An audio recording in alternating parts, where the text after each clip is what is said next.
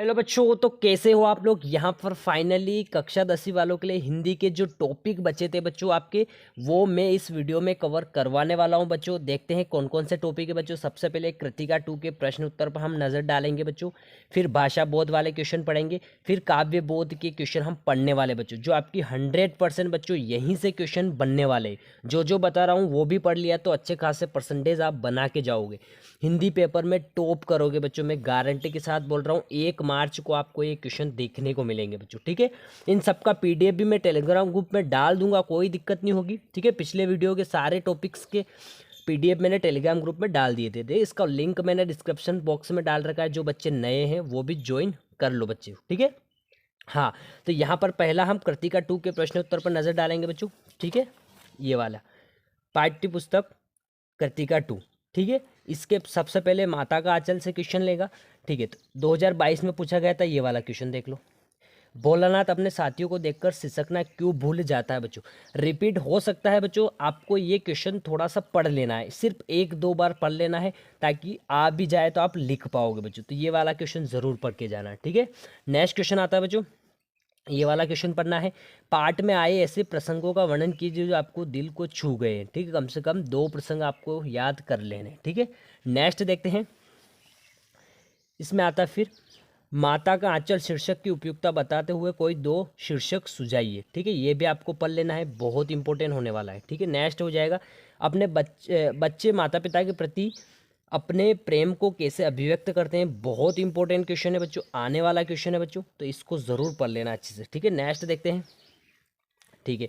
ये वाला चैप्टर तो छूट गया। ये देखो, साना साना हाथ जोड़ी, इसमें से आपको ये वाला क्वेश्चन पढ़ लेना है, पहले वाला, ठीक है। यहाँ तक पढ़ लेना, कोई दिक्कत नहीं, 2 नंबर में आएगा, ये पढ़ लेना है, ठीक है।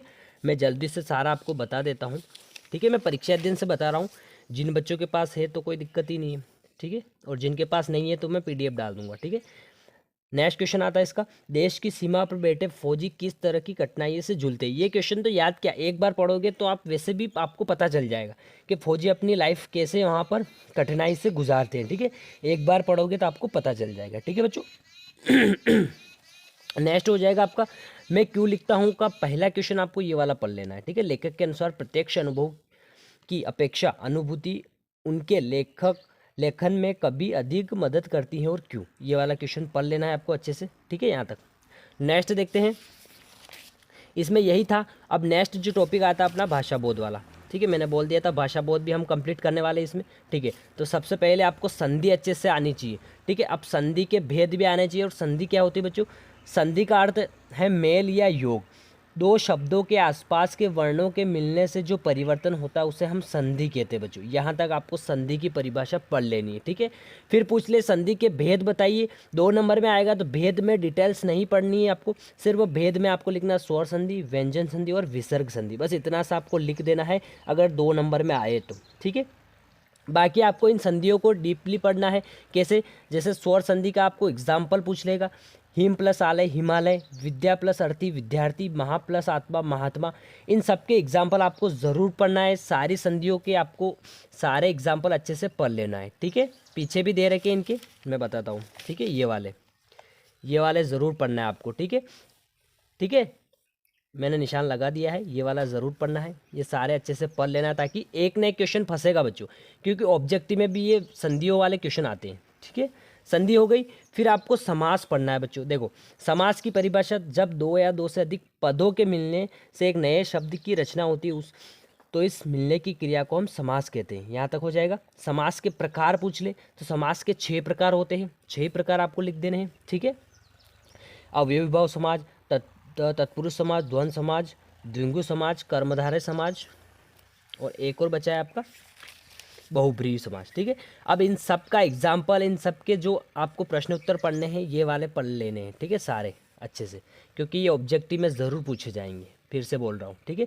देखो, 2022 में पूछा गया था संधि और समाज में अंतर, ठीक है। तो इस क्वेश्चन को आप 2 पॉइंट्स ज़रूर याद कर लेना। जब आपको संधि की परिभाषा याद होगी और समास की परिभाषा भी याद होगी तो अंतर भी आसानी से आप लिख पाओगे, कोई दिक्कत नहीं होगी, ठीक है। नेक्स्ट आता है आपका वाच्य। देखो, 2022 में 2 क्वेश्चन पूछे गए थे यहाँ से, ये वाला और ये वाला, ठीक है। ये दोनों कर लेना है, ठीक है। नेक्स्ट देखते हैं, ठीक है। आपको क्रिया के भेद पढ़ने हैं बच्चों। क्रिया वाला क्वेश्चन इस बार आने वाला है क्वेश्चन है, क्योंकि ये बहुत सी बार पूछा गया क्वेश्चन है और पिछले साल नहीं आया, तो इस साल आने की संभावना है। तो क्रिया की परिभाषा आपको पढ़ लेनी। क्रिया का अर्थ काम करना या होना होता है। अतः जिन शब्दों से किसी कार्य को करने या होने का बोध होता है वह क्रिया कहलाती है। बस यहाँ तक। जैसे पढ़ना, लिखना, हंसना, ये उदाहरण हो गए इनके, ठीक है। अब क्रिया के भेद भी आपको पढ़ लेने हैं, ठीक है। क्रिया कितने भेद होते हैं वो आपको यहाँ पर पढ़ लेने हैं, ठीक है।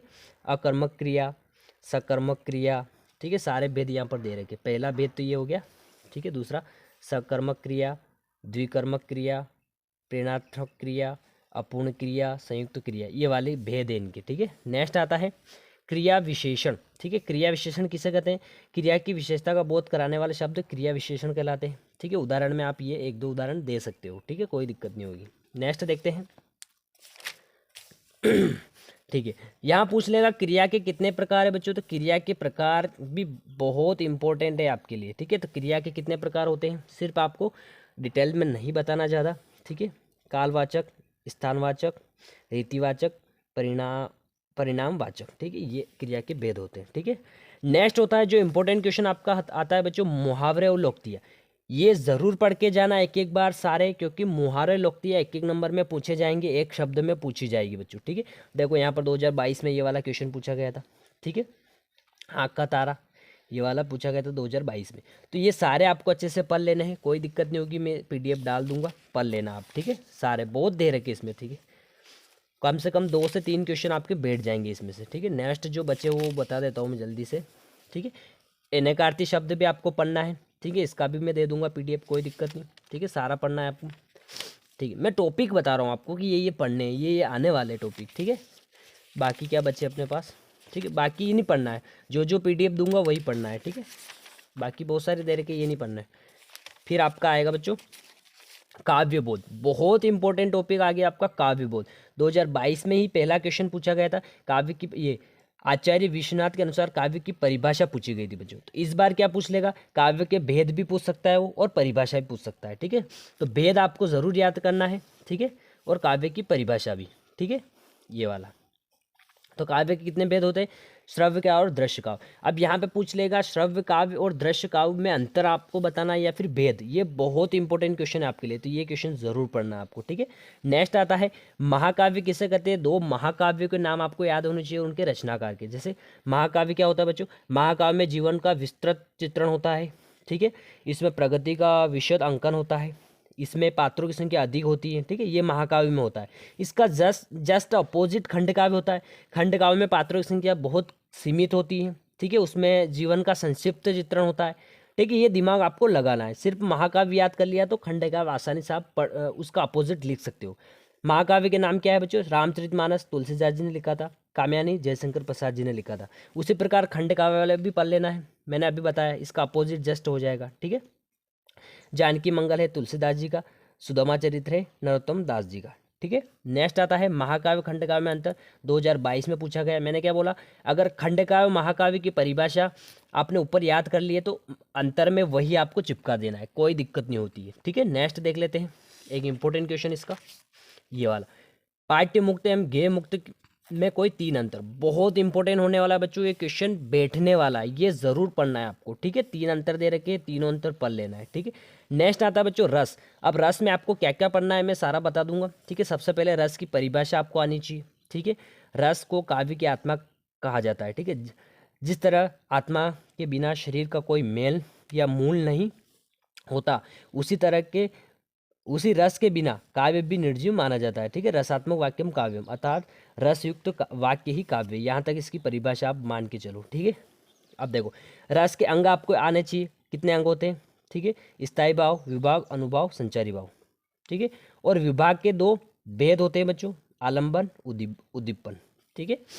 अब रस के आपको स्थायी भाव जरूर याद करने हैं, श्रृंगार का रति, हास का हास, करुण का शोक, विभस का जुगुप्सा, रौद्र का क्रोध, अद्भुत का विस्मय, वीर का उत्साह, शांत का निर्वेद, भयानक का भय, वात्सल्य का वत्सल्य।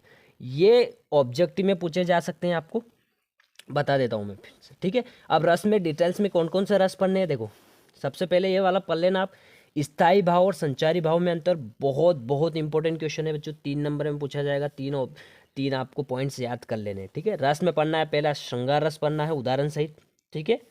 फिर आ जाएगा आपका वीर रस पढ़ना उदाहरण सहित, 2 रस तो ये हो गए आपके, ठीक है। एक रस और पढ़ना है जो पीछे बता देता हूँ मैं आपको, ठीक है। शांत रस आपको पढ़ लेना है, ठीक है। तीनों रस आपको पढ़ लेने हैं अच्छे से, ठीक है। अब आता है फिर छंद। छंद में आपको छंद की परिभाषा और इसके प्रकार याद होने चाहिए, ठीक है। और 2 छंद आपको याद कर लेने, दोहा छंद और चौपाई छंद, दोनों आपको पढ़ लेने अच्छे से, ठीक है। अब आता है फिर अलंकार बच्चों। हमारा टॉपिक क्या आता है बच्चों? अलंकार, ठीक है। अलंकार में परिभाषा और उसके भेद आपको आने चाहिए, ठीक है। और कौन कौन से अलंकार आपको याद करने हैं? मानवीकरण अलंकार एक तो ये हो गया, अतिशोक्ति अलंकार 2, और अन्योक्ति अलंकार, ये तीनों अलंकार आपको पढ़ लेने अच्छे से, ठीक है। ये हमारा भाषा बोध भी खत्म हो गया बच्चों। नेक्स्ट वीडियो में मैं अपठित गद्यांश के बारे में बताऊंगा, एप्लीकेशन के बारे में बताऊंगा और आपका निबंध के बारे में बताऊंगा, ठीक है। इसका पीडीएफ में जस्ट अभी डाल दिया है, तो जाओ टेलीग्राम ग्रुप में जुड़ जाओ, वहां से सारे क्वेश्चन आंसर रट लो अच्छे से, ताकि 1 मार्च के पेपर में आप टॉप कर पाओ, ठीक है बच्चों। जो भी डाउट हो कमेंट बॉक्स में बता देना है। मिलते हैं नेक्स्ट वीडियो के साथ, अभी के लिए इतना ही। थैंक यू बच्चों।